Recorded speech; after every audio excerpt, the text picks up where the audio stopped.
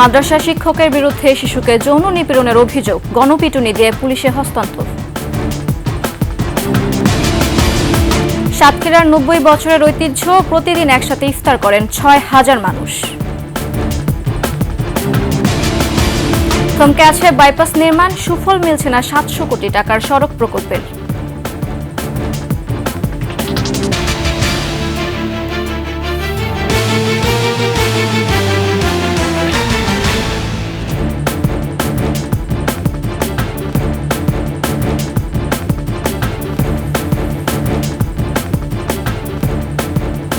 শুনছিলেন সংবাদ শিরোনাম। আমন্ত্রণ সকালের ২১শে সংবাদে, সাথে আছে আমি সুরাজ শ্রাবন্তী।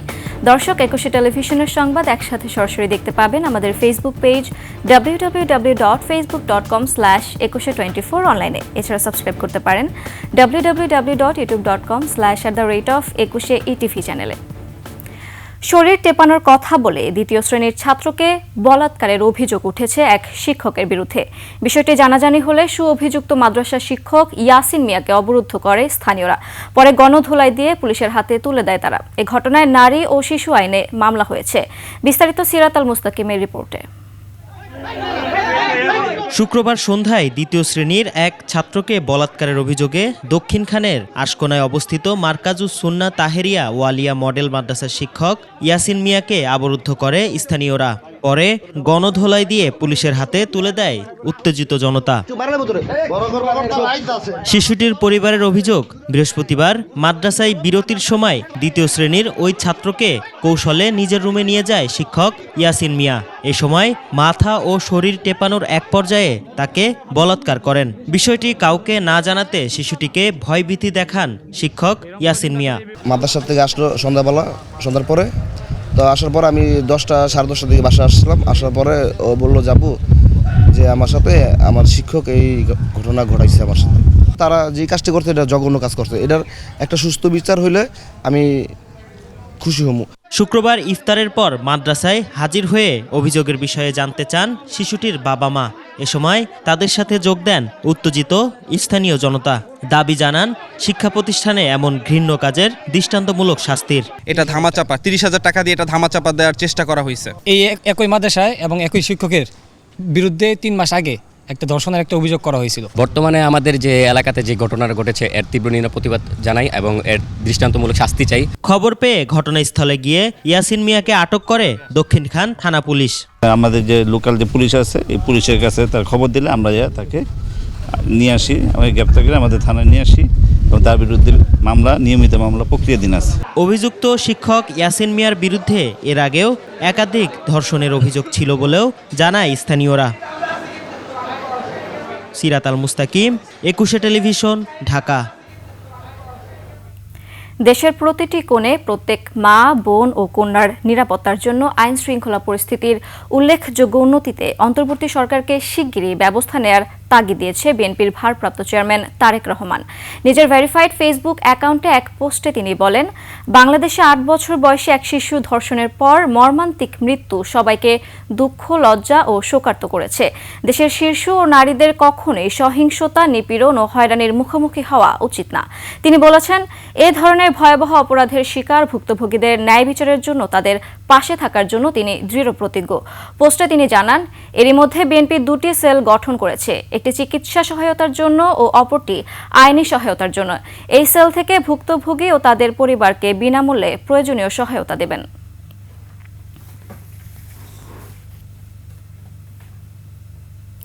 আদালত ও বিচারক সংকটে ধর্ষণ মামলার বিচার পাওয়ার হার মাত্র 3%। আদালতের সংখ্যা বাড়ানো না হলে শুধুমাত্র জমে থাকা বিচার শেষ করতেই লেগে যাবে কয়েক বছর। আইনজীবী ও বিশেষজ্ঞরা বলছেন, ধর্ষণ মামলা অভিযুক্তদের সামাজিকভাবে ধিক্কার জানানো জরুরি। মফিউর রহমানের রিপোর্ট। মাগুরায় ধর্ষণের শিকার 8 বছরের শিশুর মৃত্যুতে স্তব্ধ গোটা দেশ। নড়ে চড়ে বসে সরকারও, উদ্যোগ নেয় দ্রুত বিচার শেষ করার। একই সাথে উদ্যোগ নেওয়া হয় আইন সংস্কারেরও। এরপরও বৃহস্পতিবার দিন ও রাতে মিলে নারায়ণগঞ্জ ও সিরাজগঞ্জে চেষ্টা হয় শিশু ধর্ষণের। বিশেষজ্ঞরা বলছেন, হঠাৎ এত খবর শুনে নির্যাতন বেড়েছে মনে হলেও আসলে এ হার আগের মতোই আছে। অপরাধগুলো হঠাৎ করে বেড়ে গিয়েছে এটা বলবো না, বিভিন্ন ধরনের জরিপ অনুযায়ী যেটা দেখতে পাই, ক্রাইমগুলো আগেও ছিল, এখনও হচ্ছে। বর্তমান রাজনৈতিক অবস্থাতেও এটা খুব পিকে আছে, কিন্তু আদতে ঐতিহাসিকভাবেই আমাদের সমাজে বীরাঙ্গনা থেকে শুরু করে এখনো পর্যন্ত নারীর প্রতি সহিংসতাকে ইজ্জত এবং সম্ভ্রমের বাইরে দেখা হয়নি। দুর্বলের প্রতি সবলের শক্তি দেখানোর উপায়, সঠিক যৌন শিক্ষা না থাকা, বিচারহীনতা, বিকৃত মানসিকতায় এই অপরাধ ক্রমশ বাড়ছে। বেশিরভাগ দণ্ডিত যে আসামিরা রয়েছে ধর্ষণের, তারা ধর্ষণকে ধর্ষণই মনে করে না। তারা মনে করে যে সে শিশু হোক বা একজন পূর্ণবয়স্ক নারী হোক, যার সাথে সে ধর্ষণের ঘটনা ঘটিয়েছে, তাকে তিনি শিক্ষা দিয়েছে। প্রতিটি জেলায় এই ল্যাবের ব্যবস্থা করা উচিত, ফরেন্সিক ল্যাবরেটরিগুলি থাকা উচিত, ডিএনএ টেস্টের জন্য প্রপার ল্যাবরেটরি থাকা উচিত। তাহলে সেইগুলো ফ্যাসিলিটেট না করে এটা কি কোনোভাবেই সম্ভব না যে এই 15 দিনে তদন্ত রিপোর্ট দিবে, এমনকি 30 দিনেও সম্ভব না। দেশে যত ধর্ষণ ও নারী নির্যাতনের ঘটনা ঘটে তার মধ্যে আড়ালে থাকে 80%। যে 20% আদালত পর্যন্ত গড়ায় তার মধ্যে বিচার হয় মাত্র 3% মামলার। এজন্য প্রয়োজন বিশেষ ট্রাইব্যুনাল, বিচারক সংখ্যা বৃদ্ধি, সর্বোপরি নারী নিরাপত্তা। প্রায় 45 লক্ষ মামলা এবং বিচারকের সংখ্যা হচ্ছে 2000। তো এখন এই 2000 জন বিচারক যদি 45 লক্ষ মামলা দিন রাত কাজ করেও, তাও একটা গবেষণায় দেখা গেছে যে 2.5 লক্ষ বছরের আগে শেষ হবে না, কেন নতুন মামলা তো চলতে থাকবে। নারী শিশু নির্যাতন দমন ট্রাইব্যুনালে যে মামলাগুলো আছে সেটার মাত্র সাজার পার্সেন্টেজ হচ্ছে মাত্র 3%। তার মানে 100টা মামলা করলে 97টা মামলাতেই খালাস পেয়ে যাচ্ছে। যে হচ্ছে ধর্ষণের ঘটনা ঘটিয়েছে এটা যদি প্রমাণিত হয়, তখন তার সম্পদ এবং সম্পত্তি বাজেয়াপ্ত করা, এবং যদি তার কোনো সম্পত্তি না থাকে তাহলে তার বাবা মার সম্পত্তি বাজেয়াপ্ত করা, মানে উত্তরাধিকার সম্পত্তি যেন সে না পায়, ওটা নারীর কাছে চলে যাবে। ধর্ষণ ও শিশু নির্যাতন রোধে সামাজিক মূল্যবোধ জাগ্রত করা, শিক্ষা কারিকুলামে পরিবর্তন, ছেলে শিশু সহ সকল শিশুকে নিরাপদে রাখার পরামর্শ বিশেষজ্ঞদের। মফিউর রহমান, একুশে টেলিভিশন, ঢাকা। রমজানে প্রতিদিন একসাথে ইফতার করেন 6000 মানুষ। সাতক্ষীরার কালীগঞ্জের নলতা রওজা শরীফ কেন্দ্রে বসে ইফতার মাহফিল। 90 বছর ধরে চলছে এই আয়োজন। সংশ্লিষ্টরা বলছেন এটাই দেশের সবচেয়ে বড় ইফতার মাহফিল। সাতক্ষীরা প্রতিনিধি জিএম মনিরুল ইসলাম মিনির তথ্যচিত্রে ডেস্ক রিপোর্ট। হাজারো রোজাদারের উপস্থিতিতে পরিপূর্ণ কালীগঞ্জ নলতা শরীফের বিশাল মাঠ। 6000 রোজাদার ইফতারি করেন একসঙ্গে বসে। 1935 সালে খান বাহাদুর আহসানুল্লাহ রাদিয়াল্লাহু নলতা কেন্দ্রীয় আহসানিয়া মিশন প্রতিষ্ঠার পর থেকে প্রতি বছরই রমজান মাসে এই ইফতারের আয়োজন করা হয়। দিন দিন বাড়ছে এর পরিধি। প্রতিদিন প্রায় 25 জন বাবুর্চি, 250 কেজি ছোলা, 150 কেজি চিড়া, 280 কেজি আলু, 222 কেজি ময়দা, 40 কেজি খেজুর, 96 কেজি তেল, 6000 পিস ডিম, 6000 পিস কলা ও 110 কেজি সুজি দিয়ে ইফতার তৈরি করেন। স্বেচ্ছাসেবক রয়েছে প্রায় 250 জন। এখানে প্রায় 6000 লোকের ইফতারির আয়োজন করা হয়। করোনার আগে এখানে 10,000 লোকের ইফতারির আয়োজন করা হতো মুসল্লিদের। ছোলা, চিড়ে, ডিম এবং ফিন্নি, কলা, সিংড়া, খেজুর দিয়ে আমাদের এই ইফতার করা হয়। বহু দূর দূরান্ত থেকে মানুষ ইফতারি করতে আসে। মানুষের খেদমত করার উদ্দেশ্যে পরিচালিত হয়। আমরা 22 জন লোক কাজ করি। নলতা কেন্দ্রীয় আহসানিয়া মিশনের প্রতিষ্ঠাতা হযরত খান বাহাদুর আহসানুল্লাহ রহমতুল্লাহ আলাইহি 1950 সাল থেকে এই ইফতারির ব্যবস্থা চালু করেছিলেন। তখন লোক সংখ্যা ছিল খুবই সীমিত এবং উনি যতদিন বেঁচে ছিলেন ওনার এই ধারাটা অব্যাহত রেখেছিলেন। পহেলা রমজান থেকে শুরু হয়ে ইফতার মাহফিল চলে শেষ রমজান পর্যন্ত। মাসুম আলিসা, ডেস্ক রিপোর্ট, একুশে টেলিভিশন। ধামরাইয়ে সপ্তাহের ব্যবধানে কমেছে সয়াবিন তেল, ছোলা ও চিনির দাম। স্থিতিশীল রয়েছে সবজি ও চালের বাজার, তবে কিছুটা বেড়েছে লেবু ও কাঁচামরিচের দাম। উপজেলার কাওয়ালিপাড়া, কালামপুর, ধানতারা, বারবাড়িয়া, কাওয়াখোলা সহ বিভিন্ন বাজারের তথ্য বলছে গত সপ্তাহের তুলনায় সয়াবিন তেল, ছোলা ও চিনির দাম প্রতি কেজিতে 5 থেকে 10 টাকা কমেছে। প্রতি লিটার সয়াবিন তেল বিক্রি হচ্ছে 170 থেকে 175 টাকা। তবে সরবরাহ সংকট রয়েছে বোতলজাত তেলের। চিনি 120 থেকে 122 টাকা প্রতি কেজি, মসুর ডাল 105 থেকে 110 টাকা, ছোলা 105 টাকা ও বেসন 100 টাকা প্রতি কেজি দরে বিক্রি হচ্ছে। এছাড়া লেবু আকার ভেদে 60 থেকে 120 টাকা হালেই বিক্রি হচ্ছে। মশলার দামও গেল সপ্তাহের তুলনায় অপরিবর্তিত রয়েছে।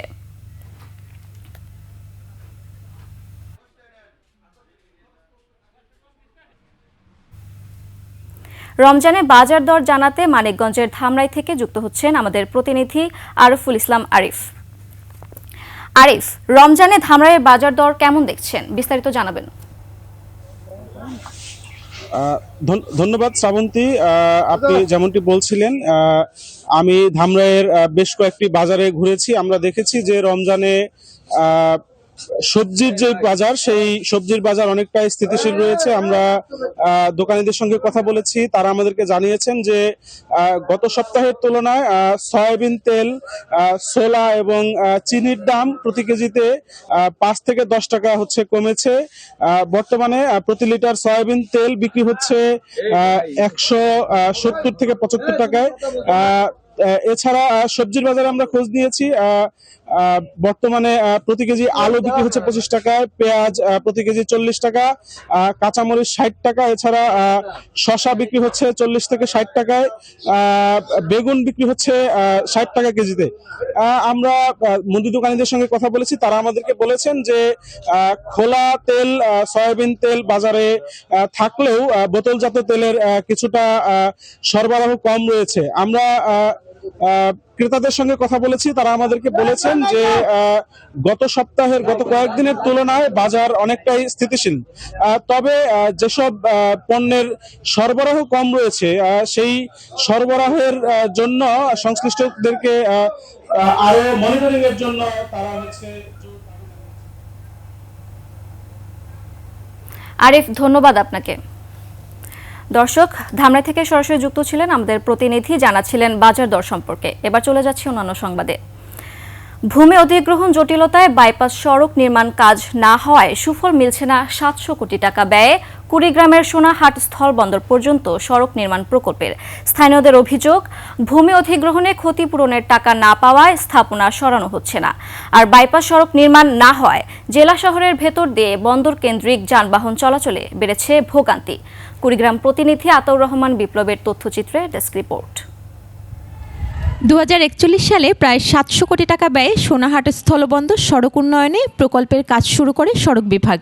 এর মধ্যে 41 কিলোমিটার সড়ক নির্মাণে ব্যয় ধরা হয় 500 কোটি টাকা, আর বাইপাস সড়ক নির্মাণে ব্যয় ধরা হয় প্রায় 200 কোটি টাকা। বাইপাস সড়ক নির্মাণ না হওয়ায় সুফল মিলছে না 700 কোটি টাকার প্রকল্পের কাজের। ইতোমধ্যে 500 কোটি টাকা ব্যয়ে 41 কিলোমিটার সড়ক নির্মাণ কাজ শেষ হলেও ভূমি অধিগ্রহণ জটিলতায় ঝুলে আছে 5 কিলোমিটার বাইপাস সড়ক নির্মাণের কাজ। স্থানীয়দের অভিযোগ, ভূমি অধিগ্রহণের কার্যক্রম সম্পন্ন হলেও দেয়া হয়নি টাকা, অথচ 2021 সালে নির্মাণ করা হয় বাইপাস সড়কে 2টি কালভার্ট। 3 কোটি সম্পত্তি এখনো পর্যন্ত টাকা পাই নাই। অধিগ্রহণ করছে 4 ধারা, 7 ধারা, 8 ধারা সব হয়ে গেছে। সরকারিভাবে যে জমিটার মূল্য হয় ওটা আমাদের দিয়ে ওরা আস্থা করে নেবে, আমাদের কোনো সমস্যা নাই। গাড়ির চালক ও ব্যবসায়ীরা বলছেন, বাইপাস সড়ক না হওয়ায় জেলা শহরের ভেতর দিয়ে বন্দরের পণ্য আনা নেওয়া করতে হচ্ছে। রাস্তাটা হলে ব্যবসা বাণিজ্য করে সুবিধা হবে। পাথরের গাড়ি এই দিক দিয়ে যেতে পারবে, তাহলে আমাদের ওই শহরের চাপটা কমবে, এই দিক দিয়ে বাড়বে কাজটা। এদিকে ভূমি অধিগ্রহণের সমস্যার সমাধান করে বাইপাস সড়ক নির্মাণের আশ্বাস সংশ্লিষ্ট বিভাগের। 1 বছর বৃদ্ধির জন্য আমরা ইতিমধ্যে মন্ত্রণালয়ের সাথে আলোচনা করেছি। মন্ত্রণালয় এটা অনুমোদনের জন্য সুপারিশ করবে। আশা করছি 26 সালের জুনের পর্যন্ত হয়তো এই কাজটা সমাপ্ত হতে পারে। বাইপাস সড়কটি সম্পন্ন হলে যানজট কমে আসবে এবং ব্যবসা বাণিজ্যের আরও প্রসার ঘটবে, এমনটাই মনে করছেন স্থানীয়রা। মহিমা পলি, ডেস্ক রিপোর্ট, 21 টেলিভিশন। যুক্তরাজ্যের লেবার পার্টির এমপি ও সাবেক মন্ত্রী টিউলিপ সিদ্দিকের বিরুদ্ধে এবার জাল সই ব্যবহার করে সরকারি ফ্ল্যাট হস্তান্তরের অভিযোগ উঠেছে। বাংলাদেশে দুর্নীতি দমন কমিশন দুদকের তদন্তের ভিত্তিতে এ নিয়ে প্রতিবেদন প্রকাশ করে ব্রিটিশ সংবাদ মাধ্যম ফিনান্সিয়াল টাইমস। এতে বলা হয়, বোনের কাছে সম্পত্তি হস্তান্তরে ভুয়া নোটারি পাবলিক ব্যবহার করেন টিউলিপ। বিস্তারিত দুলি মল্লিকের ডেস্ক রিপোর্টে। পূর্বাঞ্চলের নিউটাউন প্রকল্পে প্রায় 1 একরের সরকারি প্লটের মালিক ক্ষমতাচ্যুত প্রধানমন্ত্রী শেখ হাসিনার বোনের মেয়ে টিউলিপ সিদ্দিক। প্রশ্ন ওঠে বৈধতা নিয়ে। দুর্নীতি দুর্নীতি দমন কমিশন দুদকের তদন্ত বলছে ঢাকা শহরে আগেই টিউলিপের আরেকটি সম্পত্তি থাকায় নিয়ম অনুযায়ী পূর্বাচলে প্লট পাওয়ার যোগ্য নন তিনি। এ অবস্থায় টিউলিপ তার মালিকানাধীন গুলশানের ফ্ল্যাট বোন আজমিনা সিদ্দিককে হস্তান্তর করেন। তবে এক্ষেত্রে নোটারি পাবলিকটি ভুয়া ছিল, নথিতে ব্যবহৃত আইনজীবীর সইও জাল। দুদক বলছে ফ্ল্যাটের প্রকৃত মালিকানা গোপন রাখতেই এ প্রচেষ্টা। দুদকের দাবি 2015 সালে রাজনৈতিক প্রভাব খাটিয়ে পূর্বাচলে নিজের ও পরিবারের জন্য সরকারি প্লট বরাদ্দ নিয়েছিলেন টিউলিপ, মানা হয়নি লটারির নিয়মও। টিউলিপের বিরুদ্ধে আনা এসব অভিযোগ শিগগিরই আদালতে উপস্থাপন করবে দুদক। আদালত অনুমোদন দিলেই বিচারিক কার্যক্রম শুরু হবে। গেল আগস্টে ছাত্র জনতার গণ অভ্যুত্থানে শেষ হয় শেখ হাসিনার 15 বছরের শাসনামল। এরপর থেকেই তার ও তার পরিবারের সদস্যদের বিরুদ্ধে দুর্নীতিসহ নানা আর্থিক অনিয়মের একাধিক অভিযোগ সামনে আসে। এ সংশ্লিষ্টতার জেরেই জানুয়ারিতে রাজনৈতিক চাপে পড়ে সিটি মিনিস্টার পদ ছাড়েন শেখ হাসিনার বোনের মেয়ে টিউলিপ সিদ্দিক। দুলি মল্লিক, ডেস্ক রিপোর্ট, 21 টেলিভিশন।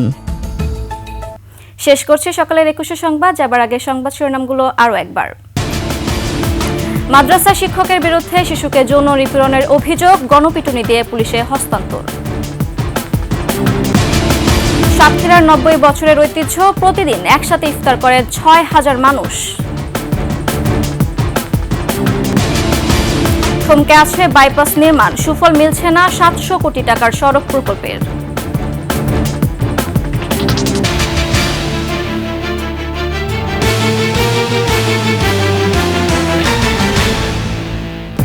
সর্বশেষ সংবাদ জানতে ডায়াল করুন 2021 নম্বরে আর ভিজিট করুন 21-tv.com ওয়েবসাইটে। ফেসবুকে ভিজিট করতে পারেন www.facebook.com/2124 অনলাইনে। এছাড়া সাবস্ক্রাইব করতে পারেন www.youtube.com/@21etv চ্যানেলে। এতক্ষণ সঙ্গে থাকার জন্য ধন্যবাদ। পরবর্তী সংবাদ সকাল 9টায় দেখার আমন্ত্রণ রইল। 21-এর সাথেই থাকুন।